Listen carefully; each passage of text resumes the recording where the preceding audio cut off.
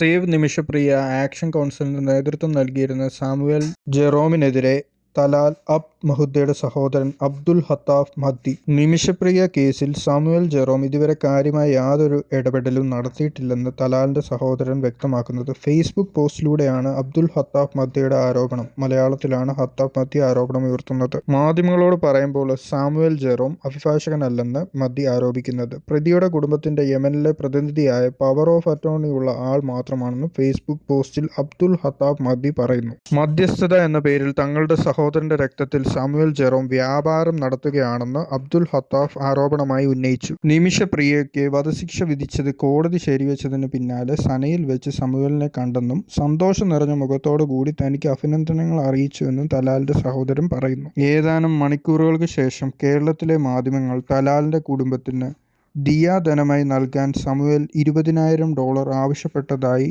കണ്ടെത്തിയെന്നും ഇയാൾ കൂട്ടിച്ചേർത്തു. തലാലിന്റെ കുടുംബവുമായി നേരത്തെ ബന്ധപ്പെട്ടിരുന്ന സേവ് നിമിഷപ്രിയ ആക്ഷൻ കൗൺസിലിന് നേതൃത്വം നൽകിയത് സാമുവൽ ജെറോം ആയിരുന്നു. നിമിഷപ്രിയയുടെ മോചനവുമായി ബന്ധപ്പെട്ട് സാമുവൽ ജെറോമിന് $40,000 ആക്ഷൻ കൗൺസിൽ അയച്ചു കൊടുത്തിരുന്നു. എന്നാൽ ഈ പണവുമായി ബന്ധപ്പെട്ടും സാമുവലിനെതിരെ ചോദ്യങ്ങൾ ഉയർന്നിരുന്നു. ശിക്ഷ നടപ്പാക്കാൻ മണിക്കൂറുകൾ മാത്രം ബാക്കി നിൽക്കെയാണ് കൊലപാതക കേസിൽ യമനിലെ ജയിലിൽ കഴിയുന്ന നിമിഷപ്രിയയുടെ വധശിക്ഷ മാറ്റിവെച്ചത്. സാമുവൽ ജെറോം നിമിഷയെ രക്ഷിക്കാനുള്ള ശ്രമങ്ങളെ പ്രതിസന്ധിയിലാക്കരുതെന്ന് നേരത്തെയും അഡ്വക്കേറ്റ് സുഭാഷ് ചന്ദ്രൻ പറഞ്ഞിരുന്നു. നിമിഷപ്രിയ മോചിക്കപ്പെട്ടാൽ സാമുവൽ ജെറോമിന് ക്രെഡിറ്റ് നൽകാം, എന്നാൽ മോചന ശ്രമങ്ങളെ പ്രതിസന്ധിയിലാക്കരുത് എന്നായിരുന്നു മുൻപ് നടത്തിയ പ്രതികരണം. മോചിതനായ സാമുവലിന് $44,000 നൽകി. അത് എന്തിനാണ് ഉപയോഗിച്ചതെന്ന് അറിയിച്ചിട്ടില്ല.